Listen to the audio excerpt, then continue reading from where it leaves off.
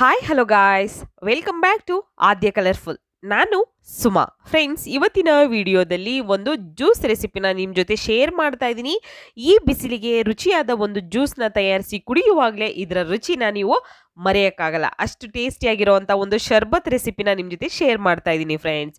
ಈ ಶರ್ಬತ್ ಮಾಡೋದಕ್ಕೆ ಇಲ್ಲಿ ನಾನು ಕೆಲವೊಂದು ಇಂಗ್ರೀಡಿಯೆಂಟ್ಸ್ನ ತೊಗೊಂಡಿದ್ದೀನಿ.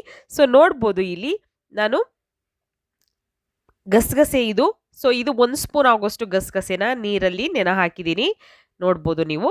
ಹಾಗೆ ಬಾದಾಮ್ ಕೂಡ ತಗೊಂಡಿದ್ದೀನಿ. ಬಾದಾಮ್ ಇಲ್ಲಿ ಒಂದು 5ರಿಂದ 6 ಬಾದಾಮ್ ತಗೊಂಡಿದ್ದೀನಿ.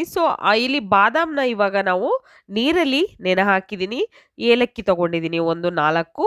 ನಂತರ ಪಿಸ್ತಾ ಒಂದು 4. ಫ್ರೆಂಡ್ಸ್, ನಿಮಗೆ ಈಗ ಗೋಡಂಬಿ ಕೂಡ ಒಂದು 4ರಿಂದ 5 ಹಾಕ್ಕೊಂಡಿದ್ದೀನಿ ನಾನು.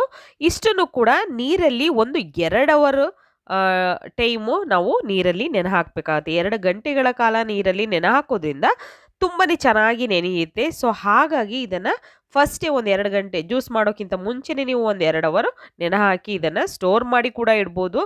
ಅದನ್ನು ಹೇಗೆ ಮಾಡ್ಕೊಳ್ಳೋದು ಅಂತ ತಿಳಿಸ್ತೀನಿ.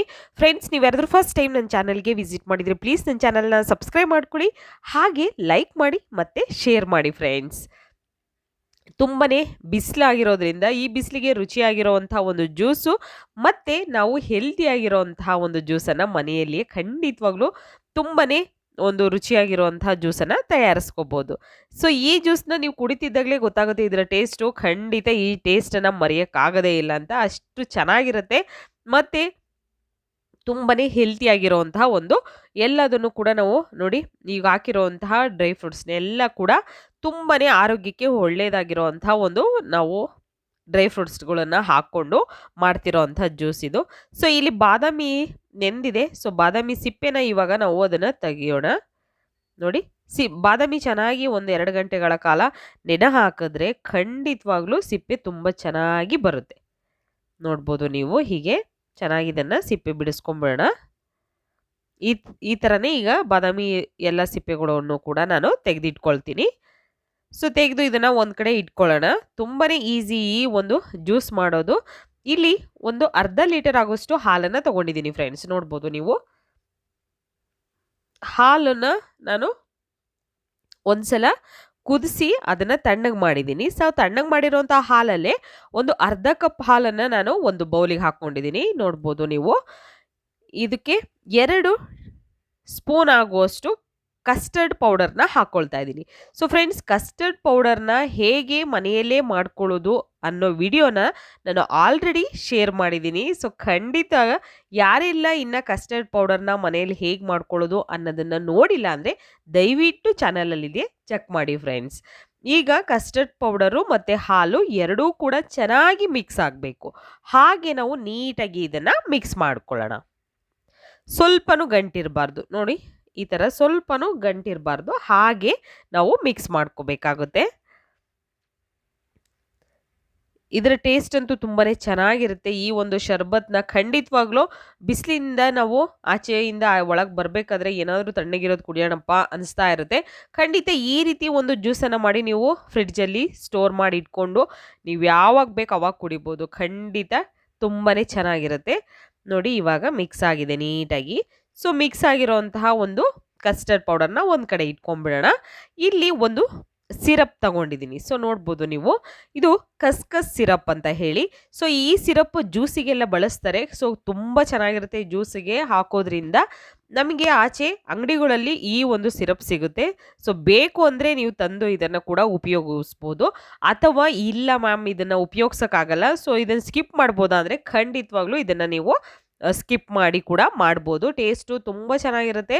ಹಾಕಿದ್ರು ಇನ್ನೂ ಸ್ವಲ್ಪ ಟೇಸ್ಟ್ ತುಂಬ ಚೆನ್ನಾಗಿರುತ್ತೆ. ಹಾಕಲಿಲ್ಲ ಅಂದರೆ ಸ್ವಲ್ಪ ಟೇಸ್ಟ್ ಕಮ್ಮಿ ಆಗ್ಬೋದು, ಅಷ್ಟೇ, ಏನೂ ತೊಂದರೆ ಇಲ್ಲ. ಈ ಸಿರಪ್ನ ಅಂಗಡಿಗಳಲ್ಲೇ ಸಿಗುತ್ತೆ. ಮನೆಯಲ್ಲಿ ಹೇಗೆ ಮಾಡ್ಕೊಳ್ಳೋದು ಅನ್ನೋ ಬೇಕು ಅಂದರೆ ಖಂಡಿತ ನನಗೆ ಕಾಮೆಂಟ್ ಸೆಕ್ಷನಲ್ಲಿ ತಿಳಿಸಿ. ಆ ಸಿರಪ್ನ ಮನೆಯಲ್ಲಿ ಹೇಗೆ ಮಾಡ್ಕೊಳ್ಳೋದು ಅನ್ನೋದನ್ನು ನಾನು ಶೇರ್ ಮಾಡ್ತೀನಿ ನಿಮಗೆ. ಈಗ ಇಲ್ಲಿ ಒಂದು ಜಾರ್ ತೊಗೊಂಡಿದ್ದೀನಿ. ಮಿಕ್ಸಿ ಜಾರ್ಗೆ ಇವಾಗ ನಾವು ಬಾದಾಮಿ ಸಿಪ್ಪೆ ತೆಗೆದಿರೋಂಥ ಬಾದಾಮಿಗಳನ್ನು ಹಾಕ್ಕೊಂಡಿದ್ದೀನಿ. ನಂತರ ಪಿಸ್ತಾ ಕೂಡ ನಾನು ಹಾಕ್ಕೊಂಡಿದ್ದೀನಿ, ನೆನೆಸಿರೋವಂಥ ಪಿಸ್ತಾ ಹಾಗೆ ಬಾದಾಮಿ. ಯಾವುದೇ ಡ್ರೈ ಫ್ರೂಟ್ಸ್ಗಳನ್ನು ಹಾಕಿದ್ರೂ ನಾವು ನೆನೆಸಿ ಹಾಕೋದ್ರಿಂದ ತುಂಬ ಚೆನ್ನಾಗಿ ಗ್ರೈಂಡ್ ಆಗುತ್ತೆ. ಹಾಗಾಗಿ ನಾನು ಫಸ್ಟೇ ಒಂದು 2 ಅವರ್ ಇದನ್ನು ನೆನೆ ಹಾಕಿದ್ದೆ. ನಂತರ ಇಲ್ಲಿ ಕರ್ಬೂಜ ಹಣ್ಣಿನ ಬೀಜ ಇರುತ್ತಲ್ಲ, ಸೊ ಅದನ್ನು ಕೂಡ ತಗೊಂಡಿದ್ದೀನಿ. ನೋಡಿ ಅದನ್ನು ಕೂಡ ನಾನು ನೆನೆ ಹಾಕಿದ್ದೆ ಒಂದು 2 ಸ್ಪೂನ್ ಆಗುವಷ್ಟು. ಸೊ ಅದನ್ನು ನೀರೆಲ್ಲ ಸೋಸ್ಬಿಟ್ಟು ನಾವು ಈ ಒಂದು ಸೀಡ್ಸ್ನ ಹಾಕ್ಕೊಳ್ಳೋಣ. ನಂತರ ನಾವು ಗೋಡಂಬಿನ ಹಾಕ್ಕೊಳ್ತಾ ಇದ್ದೀನಿ. ಗೋಡಂಬಿ ಕೂಡ ನಾನು ಒಂದು 2 ಅವರ್ ನೆನೆ ಹಾಕಿದ್ದೆ. ಸೊ ಅದನ್ನು ಕೂಡ ಹಾಕ್ಕೊಳ್ತಿದ್ದೀನಿ. ನೀರನ್ನೆಲ್ಲ ಸೋಸಿ ನಾವು ಈ ಫ್ರೂಟ್ಸ್ಗಳನ್ನೆಲ್ಲ ಹಾಕ್ಕೊಳ್ಬೇಕಾಗುತ್ತೆ. ಹಾಗೆ ಇವಾಗ ಗಸಗಸೆ. ಸೊ ಗಸಗಸೆನ ನಾನು ಸ್ವಲ್ಪ ನೀರಿರೋದ್ರಿಂದ ಹಾಗೆ ಹಾಕ್ಕೊಳ್ತಾ ಇದ್ದೀನಿ. ಗಸಗಸೆ ಕೂಡ ನಾನು ಸ್ವಲ್ಪ ಹೊತ್ತು ಅದನ್ನು ಕೂಡ ನೆನೆ ಹಾಕಿದ್ದೆ 2 ಗಂಟೆಗಳ ಕಾಲ. ಒಂದೇ ಸಲ ನೀವು ಎಲ್ಲದನ್ನು ಕೂಡ ಒಂದ್ಸಲ ನೆನೆ ಹಾಕಿ ಬಿಟ್ಬಿಟ್ರೆ ಖಂಡಿತ ಈ ಒಂದು ಪೇಸ್ಟನ್ನು ನೀವು ರೆಡಿ ಮಾಡಿ 1 ತಿಂಗಳವರೆಗೂ ಕೂಡ ಸ್ಟೋರ್ ಮಾಡಿ ಇಟ್ಕೋಬೋದು ಫ್ರಿಡ್ಜಲ್ಲಿ. ಇಟ್ಟು ನಿಮಗೆ ಯಾವಾಗ ಬೇಕು ಆವಾಗ ನೀವು ಈ ಜ್ಯೂಸನ್ನು ತಯಾರಿಸ್ಕೋಬೋದು ಫ್ರೆಂಡ್ಸ್. ಓಕೆ, ಈಗ ಇಷ್ಟನ್ನು ಹಾಕ್ಕೊಂಡಿದ್ದೀನಿ. ನಂತರ ಏಲಕ್ಕಿನ ಬಿಡಿಸ್ಕೊಳ್ಳೋಣ. ಏಲಕ್ಕಿ 1 ಅಥವಾ 2 ಏಲಕ್ಕಿನ ಹಾಕ್ಕೊಳ್ಳೋಣ, ಸಾಕಾಗುತ್ತೆ. ನೋಡಿ ಇಷ್ಟನ್ನು ಹಾಕ್ಕೊಳ್ಳೋಣ. ಫ್ರೆಂಡ್ಸ್, ನೀವ್ಯಾರಾದ್ರೂ ಫಸ್ಟ್ ಟೈಮ್ ನನ್ನ ಚಾನಲ್ಗೆ ವಿಸಿಟ್ ಮಾಡಿದ್ರೆ ಪ್ಲೀಸ್ ಚಾನಲ್ನ ಸಬ್ಸ್ಕ್ರೈಬ್ ಮಾಡ್ಕೊಳ್ಳಿ, ಹಾಗೆ ಲೈಕ್ ಮಾಡಿ ಫ್ರೆಂಡ್ಸ್. ನಂತರ ನೋಡಿ ಇವಾಗ ಗ್ರೈಂಡ್ ಮಾಡ್ಕೊಂಡು ಬಂದಿದ್ದೀನಿ. ಗ್ರೈಂಡ್ ಮಾಡಿ ಅದನ್ನು ಒಂದು ಕಡೆ ಇಟ್ಕೊಂಡ್ಬಿಡೋಣ. ಗ್ರೈಂಡ್ ಮಾಡೋಕ್ಕೆ ನಿಮಗೆ ಹಾಲು ಬೇಕು ಅಂದರೆ ಹಾಲು ಕೂಡ ಉಪಯೋಗಿಸ್ಬೋದು. ಈಗ ನೋಡಿ ಮತ್ತೆ ಹಾಲಿನ ಪಾತ್ರೆನ ಸ್ಟವ್ ಮೇಲೆ ಇಟ್ಕೊಂಡಿದ್ದೀನಿ. ಹಾಲನ್ನು ಇವಾಗ ಸ್ವಲ್ಪ ಬಾಯ್ಲ್ ಆಗೋದಕ್ಕೆ ಬಿಟ್ಬಿಡೋಣ. ನೋಡಿ ಸ್ವಲ್ಪ ಕುದಿ ಬರೋ ಹಾಗೆ ನಾವು ಇದನ್ನು ಕುದಿಸ್ಕೋಬೇಕಾಗುತ್ತೆ. ನಂತರ ಇಲ್ಲಿ ನಾವು ರುಚಿಗೆ ಈಗ ಸಕ್ಕರೆನ ಹಾಕ್ಕೊಳ್ಳೋಣ. ಫಸ್ಟು ಒಂದು 3 ಸ್ಪೂನ್ ಆಗೋಷ್ಟು ಸಕ್ಕರೆ ಹಾಕ್ಕೊಳ್ತಾ ಇದ್ದೀನಿ. 3 ಸ್ಪೂನ್ ಸಾಕ ಮ್ಯಾಮ್ ಅಂತಂದರೆ ಖಂಡಿತ ಸಾಕಾಗಲ್ಲ ಈ ಜ್ಯೂಸಿಗೆ. ಸೊ ಮತ್ತೆ ನಾವು ಇದಕ್ಕೆ ಬೇರೆ ಒಂದು ಸಕ್ಕರೆ ಸ್ವೀಟಿಗೆ ಅಂತ ನಾವು ಬೇರೆ ಇಂಗ್ರೀಡಿಯೆಂಟ್ಸ್ನ ಹಾಕ್ಕೊಳ್ಬೇಕು ಆಗುತ್ತೆ. ಸೊ ಈಗ ಸಕ್ಕರೆನ ಹಾಕಿ ಕರಗಿಸ್ಕೊಳ್ಳೋಣ. ಹಾಲು ಸ್ವಲ್ಪ ಚೆನ್ನಾಗಿ ಕುದಿ ಬರಬೇಕು. ಕುದಿ ಬರೋ ಹಾಗೆ ಇದನ್ನು ಕುದಿಸ್ಕೊಳ್ಳೋಣ. ಸ್ಟವ್ನ ಲೋ ಫ್ಲೇಮಲ್ಲಿ ಇಟ್ಕೊಂಡು ಹಾಲು ಕುದಿ ಬಂದಾಗ ಇವಾಗ ನಾವು ಕಸ್ಟರ್ಡ್ ಪೌಡರ್ ಹಾಲಿದೆಯಲ್ಲ, ಸೊ ಅದನ್ನು ಹಾಕ್ಕೊಳ್ಳೋಣ. ಕಸ್ಟರ್ಡ್ ಪೌಡರ್ ಮತ್ತು ಹಾಲು ಎರಡನ್ನೂ ಕೂಡ ಮಿಕ್ಸ್ ಮಾಡಿ ಇಟ್ಕೊಂಡಿದ್ದೀವಲ್ಲ ಅದನ್ನು. ಸೊ ನಿಧಾನವಾಗಿ ಹಾಕ್ಕೊಳ್ಳಿ. ಸ್ಟವ್ನ ಲೋ ಫ್ಲೇಮಲ್ಲಿ ಇಟ್ಕೊಳ್ಳಿ. ಮತ್ತು ಹೀಗೆ ಕೈ ಆಡಿಸ್ತಾನೆ ಇರಬೇಕು ನೀವು ಹಾಕಿದಾಗ ಕಸ್ಟರ್ಡ್ ಕ್ರೀಮ್ನ. ಯಾಕೆ ಅಂತಂದರೆ ಗಟ್ಟಿಯಾಗ್ಬಿಡುತ್ತೆ ಕೆಳಗಡೆ ಅಥವಾ ಗಂಟಾಗುತ್ತೆ. ಸೊ ಹಾಗಾಗಿ ನೋಡಿಕೊಂಡು ಕುದಿಸ್ಕೊಳ್ಳಿ. ಇದನ್ನು ಒಂದು 10 ನಿಮಿಷ ನಾವು ಹಾಲನ್ನು ಚೆನ್ನಾಗಿ ಕುದಿ ಬರೋ ಹಾಗೆ ಕುದಿಸ್ಕೋಬೇಕಾಗುತ್ತೆ. ನೋಡಿ ಈ ರೀತಿ ಕುದ್ದಾದ್ಮೇಲೆ ತಣ್ಣಗಾಗೋದಕ್ಕೆ ಒಂದು ಅರ್ಧ ಗಂಟೆ ತಣ್ಣಗಾಗೋದಕ್ಕೆ ಬಿಟ್ಬಿಡೋಣ. ತಣ್ಣಗಾದ ನಂತರ ಇದಕ್ಕೆ ನಾವು ಇವಾಗ ಬೇರೆ ಇಂಗ್ರೀಡಿಯೆಂಟ್ಸ್ಗಳನ್ನು ಹಾಕ್ಕೊಳ್ಬೇಕಾಗುತ್ತೆ. ಸೊ ಈಗ ಹಾಲು ಪೂರ್ತಿ ತಣ್ಣಗಾಗಿದೆ. ತಣ್ಣಗಾದ ನಂತರ ಈಗ ಡ್ರೈ ಫ್ರೂಟ್ಸ್ನೆಲ್ಲ ನಾವು ರುಬ್ಬಿದ್ವಲ್ಲ, ಸೊ ಆ ಒಂದು ರುಬ್ಬಿರುವಂತಹ ಮಿಶ್ರಣನ ಇವಾಗ ಇದಕ್ಕೆ ಹಾಕ್ಕೊಳ್ಳೋಣ. ನೋಡಿ ಇದಕ್ಕೆ ಹಾಲಿಗೆ ಹಾಕ್ಕೊಂಡು ನಾನು ಮಿಕ್ಸ್ ಮಾಡ್ಕೊಳ್ತಾ ಇದ್ದೀನಿ. ನೀಟಾಗಿ ಇದನ್ನು ಮಿಕ್ಸ್ ಮಾಡ್ಕೊಳ್ಳಿ. ತುಂಬಾ ಈಸಿಯಾಗಿ ಟೇಸ್ಟಿಯಾಗಿ ಈ ಬಿಸಿಲಿಗೆ ರುಚಿಯಾದ ಒಂದು ಜ್ಯೂಸನ್ನು ತಯಾರಿಸಿ ಖಂಡಿತ ಕುಡಿಯುವಾಗಲೇ ಇದರ ರುಚಿನ ನೀವು ಖಂಡಿತವಾಗ್ಲೂ ಮರೆಯೋಕ್ಕಾಗಲ್ಲ. ಅಷ್ಟು ಈಸಿಯಾಗಿರೋಂಥ ಶರ್ಬತ್ ರೆಸಿಪಿ. ಈಗ ನಾನಿಲ್ಲಿ ಕಸ್ಕಸ್ ಸಿರಪ್ನ ಹಾಕ್ಕೊಳ್ತಾ ಇದ್ದೀನಿ.